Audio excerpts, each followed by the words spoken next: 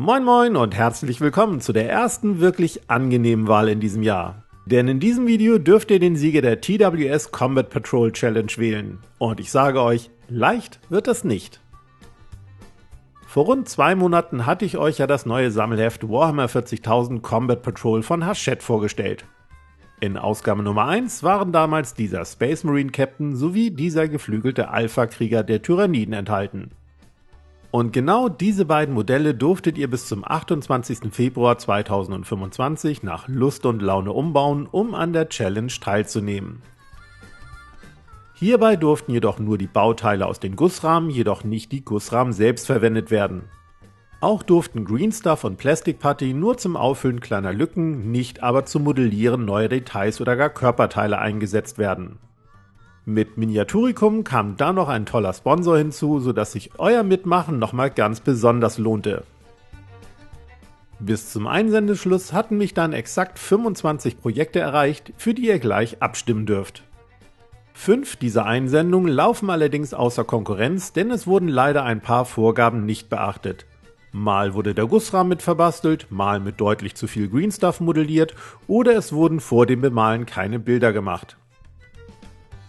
Das kann im Eifer des Gefechtes ja mal passieren, wobei ich euch diese Einsendung ob ihrer Kreativität natürlich gerne zeigen möchte.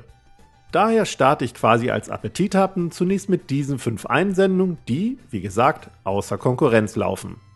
Los geht's in alphabetischer Reihenfolge entsprechend des Nachnamens mit Jakob, der neben den erlaubten Bauteilen leider noch den Gussrahmen verbastelt hat. So entstanden zusätzliche Bits, um dieses geniale Titanendiorama zu realisieren.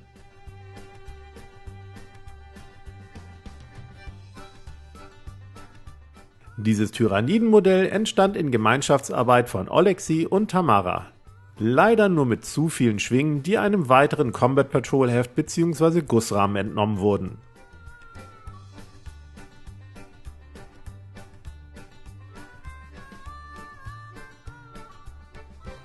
Auch Benjamin hat für diesen Umbau auf den Gussrahmen zugegriffen, um daraus durchschlagende Bolterkugeln zu formen. Eine geniale Idee und tolles Ergebnis, nur leider für diese Challenge einen Tick zu viel.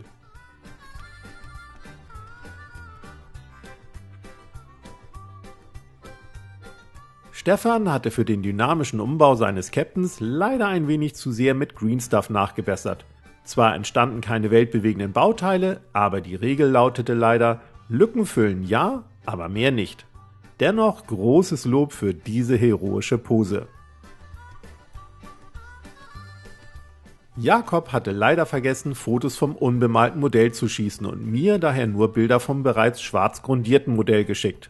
Da sich darauf eventuelle Green Stuff Arbeiten nicht erkennen ließen, tritt sein mutierter und rasender Captain ebenfalls außer Konkurrenz an. So viel zur Einstimmung, nun seid ihr die Jury für die 20 folgenden Einsendungen und habt 2 Stimmen. Sprich, ihr dürft euch für bis zu 2 Teilnehmer entscheiden und diese in den Kommentaren benennen. Mehr dazu am Ende dieses Videos. Jedes Modell wird nun mit 5 Fotos genau 20 Sekunden lang gleichwertig vorgestellt. Die Reihenfolge erfolgt alphabetisch nach Namen der Teilnehmer. Viel Spaß und denkt dran, das kreative Umbauen stand bei dieser Challenge im Vordergrund. Die Bemalung ist nur die Kirsche auf der Sahne. Malte hat sich bei seinem Umbau für kräftig Battle Damage und reichlich Mutation entschieden. Seinem Captain sollte man daher auf dem Schlachtfeld definitiv aus dem Weg gehen.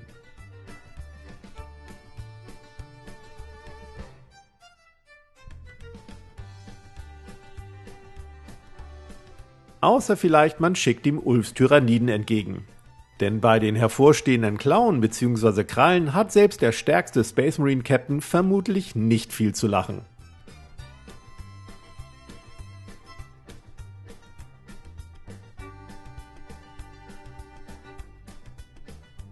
Warum eine Figur umbauen, wenn ich 2 habe? Dachte sich anscheinend Martin und bastelte einen Captain mit einem Tyranniden als Reittier. Eine echt ausgefallene Idee und Umsetzung, oder?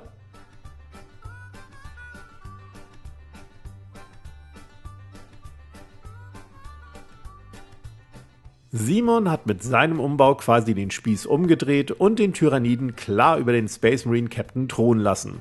Wobei sich daraus die ein oder andere lässige Mutation ergeben hat.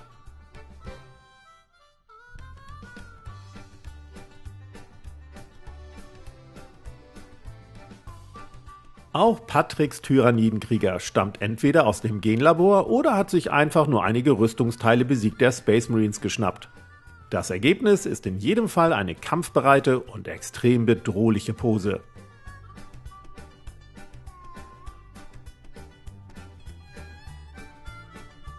Gleiches gilt für Alexanders Tyranniden, der ebenfalls jede Space Marine Party sprengen dürfte. Schaut man sich übrigens die Base-Gestaltung an, dürfte dieser Bursche wohl von einem Eisplaneten stammen.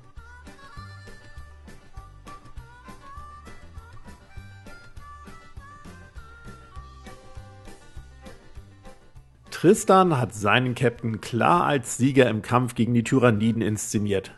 Jede Menge erschlagene Xenos-Körperteile am Boden zollen von der großen Überlegenheit seiner Space Marines.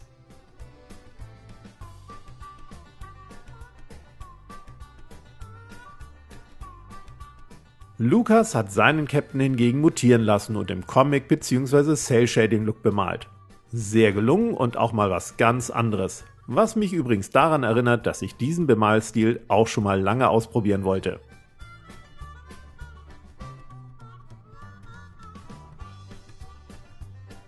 Sebastians umgebauter Tyrannide scheint übrigens ein Problem mit Flüssigkeiten zu haben.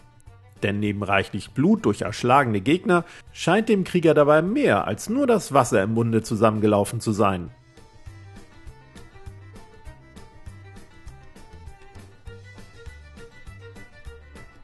Patrick hat seinem Captain eine klare und besonders heroische Pose verpasst und diese mit kräftigen und leuchtenden Farben mehr als unterstrichen. So sehen souveräne Sieger einer Schlacht aus, würde ich sagen.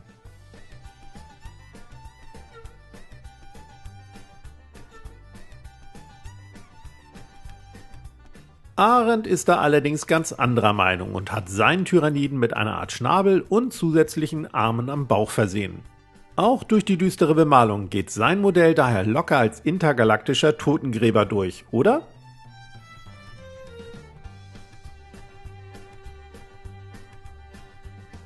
Florian hat seiner Mutation hier und da noch etwas Strukturpaste spendiert, um zum Beispiel der Schulter einen besonders verrotteten Look zu verleihen. Die Bemalung unterstreicht dies perfekt, finde ich.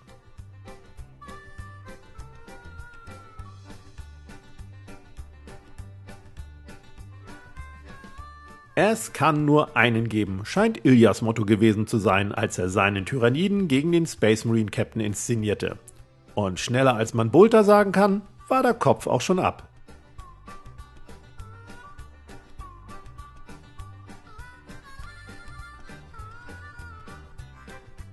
Hingegen hat sich Torben ebenfalls für eine Mutation entschieden und einen geflügelten Space Marine bzw. einen Tyranniden in Rüstung erschaffen. In jedem Fall eine echt teuflische Pose.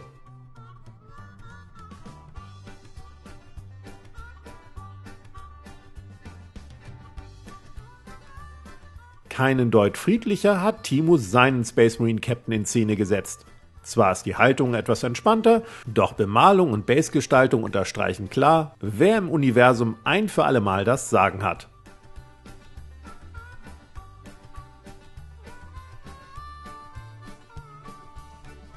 Wobei Daniels Modell da vermutlich auch noch ein Wörtchen mitreden möchte. Schließlich können Mutationen doch recht stilvoll sein und den Charakter eines wahren Helden durchaus unterstreichen. Meint zumindest Daniels PR-Abteilung.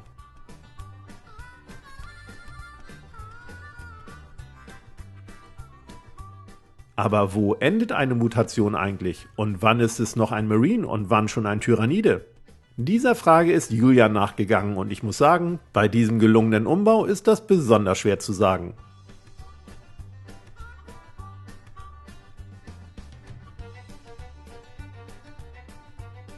Deutlich klarer ist die Sache bei Daniels Modell. Da übrigens mehrere Daniels an der Challenge teilgenommen haben, schreibt bitte die jeweils eingeblendete Nummer oder ihren Nachnamen dazu, solltet ihr für sie abstimmen.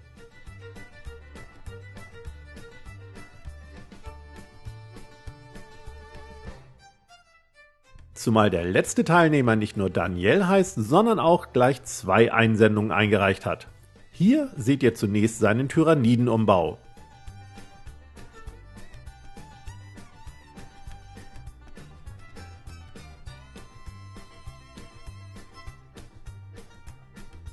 Und hier folgt Daniels Space Marine Captain. Ich hoffe, euch gefallen und vor allem inspirieren die gezeigten Einsendungen, selbst einmal einen Umbau zu starten. Und so erfrischend andere Posen und verrückte Mutationen zu erschaffen und dabei jede Menge Spaß zu haben. So, und nun seid ihr dran. Schreibt bis zum Sonntag, den 16. März 2025, eure maximal 2 Favoriten in die Kommentare. Aber wirklich nur 2, nicht mehr. Danach folgt die Auszählung und der Sieger erhält von Miniaturicum einen Einkaufsgutschein im Wert von 50 €. Dem Zweitplatzierten winkt ein 30 € Einkaufsgutschein und Sieger Nummer 3 bekommt einen 20 € Einkaufsgutschein. Unter allen 22 verbleibenden Teilnehmern verlose ich dann noch ein limitiertes TWS-Motiv auf Fotoleinwand, von denen 4 zur Auswahl stehen und die ihr demnächst auch ganz regulär bei Miniaturicum bekommt. Viel Spaß bei der Qual der Wahl eurer 2 Favoriten. Übrigens habe ich in diesem Video Zeitstempel eingefügt, sodass ihr alle Einsendungen nochmal ganz bequem und gezielt anschauen könnt. Ich bin gespannt, wie ihr euch entscheidet und sage nochmals vielen Dank an alle Teilnehmer für die wahnsinnig kreativen Umbauten. Und auch an Miniaturicum für die großzügigen Einkaufsgutscheine. Viel Spaß beim Abstimmen und wir sehen uns dann im nächsten Video. Bis dann!